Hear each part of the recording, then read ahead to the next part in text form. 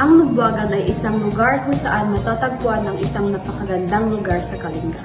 Mga musikang ating iginagalang namin sa buong tradisyon ng aming henerasyon. Mga produktong aming ipinagmamalaki, kaya't halina at pumunta sa Lubwagan. I-explore ang mga lugar na inaalok namin at naranasan ang saya sa pagpunta sa Lubwagan.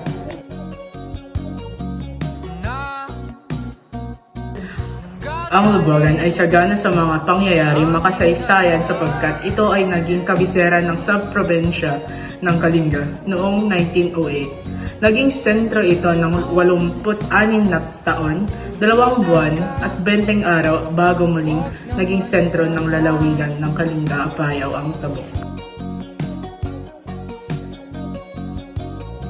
Ika'y kumapit na nang hindi makawala.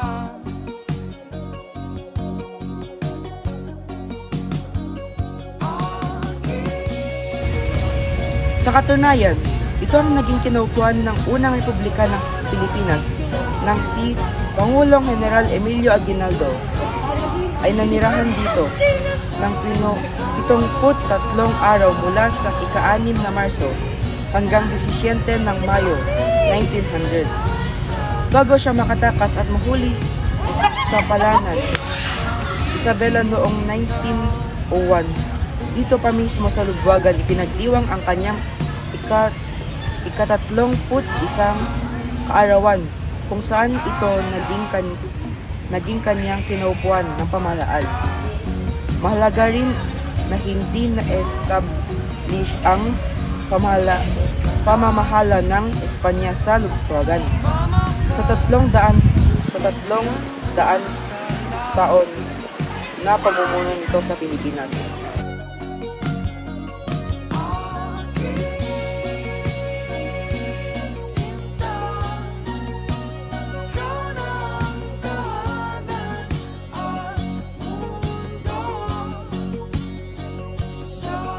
Noong mga panahong iyon, Lubwagan ay sentro ng edukasyon, kultura, kalakalan. Ang pagtatag ng Kalinga Academy noong 1927, isang sekundaryong paaralan na ipinapatakbo ng mga Amerikanong misyonaryo, at ang St. Teresita School na itinatag noong 1924, isang katolikong primarya at mataas sa paaralan na pinamamahalaan ng mga CICM.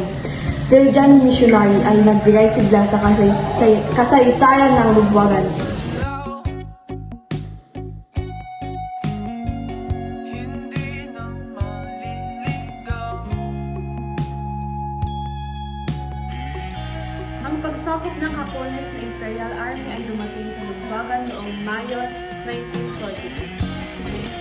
Noong 1945, sa panahon ng digmaan ng kalayaan, binomba ng mga eroplano ng Amerika ang Lubwagan na nagresulta ng pagkasira ng Lubwagan Central School, na noon ay ina-occupy ng kalayaan.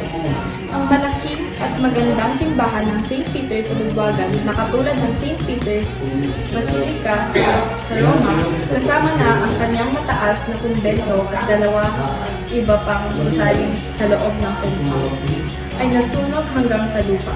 Noon, ang Lubwagan ay dating kabisera ng Kalinga, subprobinsya, bago bumangon ang Tabuk bilang kasalukuyang sentro ng edukasyon at gawain ng pamahalaan.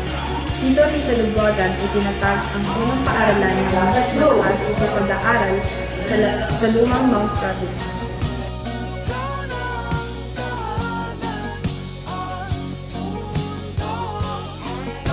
Ito ang mga paniniwala at ritual ng Lubwagan Kalinga, Palanos Chi Asawa. Sa Lubwagan, kapag ang isang lalaki ay nararamdaman na handa na siyang magpakasal, siya ay nagpapadala ng mga palatandaan sa pamilya ng babae upang malaman kung tatanggapin siya ng magiging asawa at ng kanyang pamilya. Kapag ang mga palatandaan ay positibo, ang pamilya ng lalaki ay nagsasagawa ng ritual na tinatawag na Palanos Chi Asawa. Naanyahan ang mga kinatawan mula sa pamilya ng babae upang magsaksi sa ritual sa bahay ng lalaki. Isang baboy, kalabaw o baka ay sinusumpa at nagdararasal ang mandadawak. Dalawang ritual ang iniulat sa papel na ito, pagsasagawa ng bahay at pasasalamat, lunok chifiyoy at chomchumog, pagpapala ng bahay. Ang lunok chifiyoy, literal na nangangahulugang pumapasok sa bahay at chomchumog ay mga ritual ng pagpapala ng bahay para sa mga tao ng Lubwagan, Kalinga. Ang una ay maaaring gawin kapag ang bahay ay halos tapos na o kapag handa na ito para sa pagsasakupan. Para sa lunok chifiyoy, nilala ng mga may-ari ang mga pangunahing kagamitan sa bahay na kinabibilangan ng sumusunod. Ang tagatago ng bigas, pagbagasan, kaldero, banga ng tubig, pagdanuman, kalan, paglutuan, ulam, sida, at kama. Kung walang nangyaring masama sa daan habang dala-dala ang mga ito, sa bagong bahay, hinihingan ang isang matandang babae, karaniwang isang pinagkakatiwalaang kamag-anak na magluto ng pagkain, kumain at matulog sa bahay. Dapat itong magaan, matulog upang mapakinggan kung mayroong kakaibang mga tunog o pangyayari sa gabi. Ang mga kakaibang tunog o pangyayari ay maaaring magmula sa mga away o pagtatalo sa kapitbahay.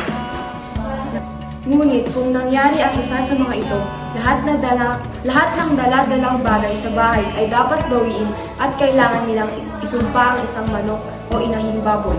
Matapos ang 3 araw, ang buong proseso ay gagawin muli. Gayunpaman, kung wala sa mga ito ang mangyayari, inuulat ng babae sa mga may-ari na walang masamang nangyari. Ibig sabihin, maayos na dalhin ang natitirang mga bagay ng pamilya sa bagong tahanan. Pagkatapos ng 3 araw o kapag handa na, kung hindi pa tapos ang bahay kapag isinagawa ang ritual na ito, ang pagdadala ng natitirang mga bagay ng pamilya ay mangyayari kapag handa na ang bahay para sa pagsasakupan. Para sa mga may kakayahan, sinusundan ang chomchumog para sa ritual na ito. Nilaaninyahan ang mga kamag-anak at kapitbahay na lumuhok sa pagdiriwang.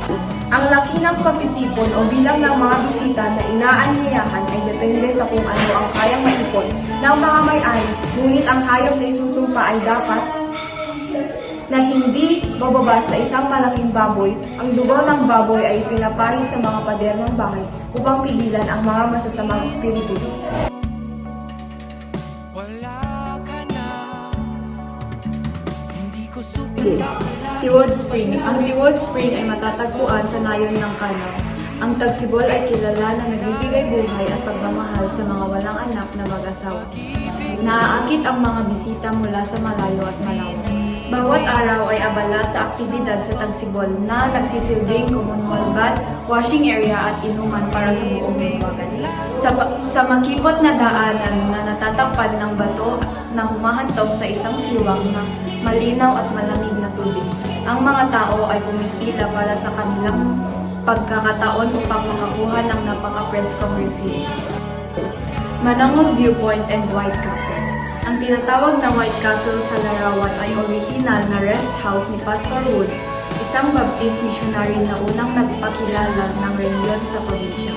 Matatagpuan ito sa tuktok ng isang burol kung saan maaaring makita ng isang tao ang mga kalapit na nayon. Tinutukoy itong kastilyo ng mga taga-roon dahil ito ang kauna-unahang pinakamalaking bahay na naitayo sa Lubwagan noong panahon iyon. Tamang-tama ito para sa mga eco-walk, picnic at pamamasyal.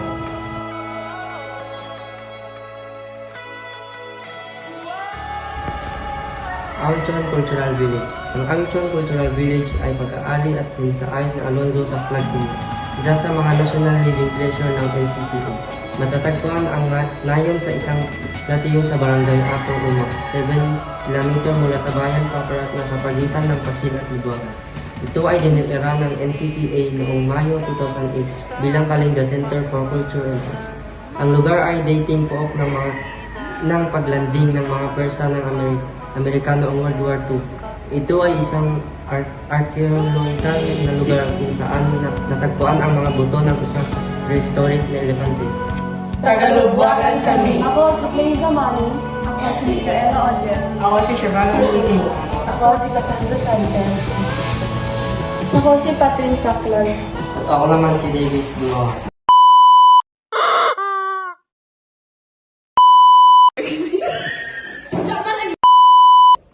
Para sa mga may kakaya, wait lang. Ating iginagala. Ha? Kapag ang isang lalaki ay nararamdaman... Hindi ka namin. Ulit.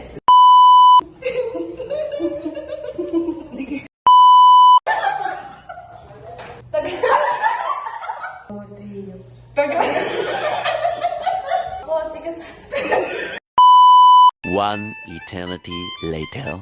Ako si Cassandra Sainz.